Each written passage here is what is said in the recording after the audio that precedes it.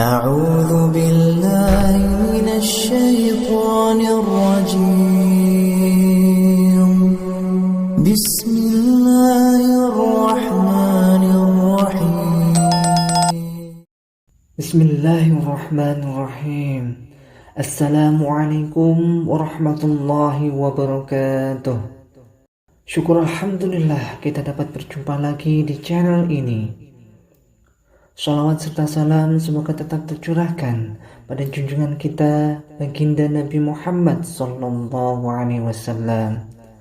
Allahumma shalli ala sayyidina Muhammad wa ala ali sayyidina Muhammad. Harapan dan doa kami, semoga Allah Subhanahu wa taala senantiasa memberikan kesehatan, limpahan rezeki, panjang umur, serta ampunan untuk kita semua. Amin amin ya rabbal alamin. Sahabat beriman yang dirahmati Allah Subhanahu wa taala. Salat tahajud adalah salat malam yang istimewa karena memiliki banyak keutamaan. Namun di balik itu, terdapat sebuah alasan membuat seorang ahli tahajud tidak mendapatkan jaminan surga, padahal ia rajin sholat tahajud selama 20 tahun. Mengapa demikian?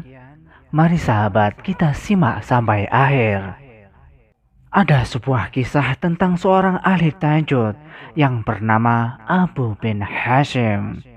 Ia sangat rajin melakukan sholat tahajud selama 20 tahun dan tidak pernah putus. Suatu hari saat ia hendak mengambil air wudhu, ada sesuatu yang membuat dia terkejut. Ia melihat ada sosok yang duduk di depan pekarangannya.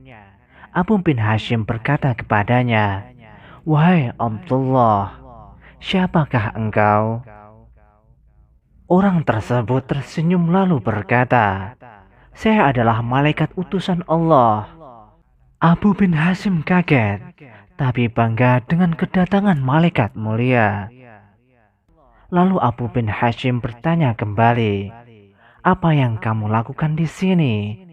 Malaikat tersebut menjawab, "Saya diberitahu untuk menemukanmu, pelayan Allah." Melihat malaikat yang membawa buku yang sangat tebal, lalu Abu bin Hashim pun bertanya, "Oh malaikat, buku apa yang kamu bawa?" Malaikat pun menjawab, "Ini adalah koleksi nama-nama kekasih Allah Subhanahu wa taala." Mendengar ucapan malaikat tersebut, Abu bin Hashim berharap ada namanya tercatat karena ia telah rajin sholat tahajud selama 20 tahun. Ia pun bertanya, "Oh malaikat, apakah namaku tertera dalam buku yang kamu bawa?" Abu Hashim sangat yakin, percaya bahwa namanya akan tercatat dalam buku tersebut. Malaikat mengatakan, "Saya akan buka." Malaikat pun membuka buku besar tersebut. Setelah mengurutkan dari awal sampai akhir, rupanya nama Abu bin Hashim tidak ada di dalamnya. Abu bin Hashim meminta malaikat untuk mencari namanya kembali. Malaikat meneliti pelan-pelan dengan cermat. Kemudian ia berkata, "Itu benar, namamu tidak ada dalam buku ini." Abu bin Hashim pun bergetar, lalu terjatuh di depan malaikat tersebut.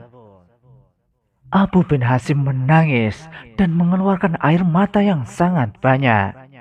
Ia menyesali dan berkata, "Kehilangan diri saya yang selalu berdiri setiap malam di tahajud dan bermunajat, tapi nama saya tidak ada dalam kelompok pencinta Allah."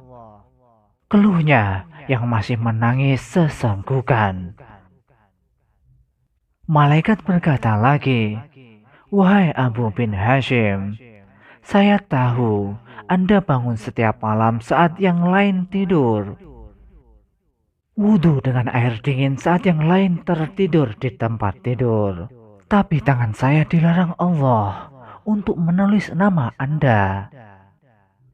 Kemudian Abu bin Hashim kembali bertanya, "Apa penyebabnya?"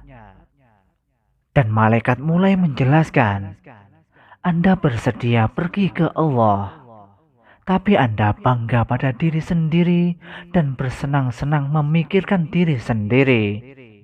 Tetanggamu ada yang sakit atau kelaparan, tapi kau bahkan tidak melihat atau memberi makan.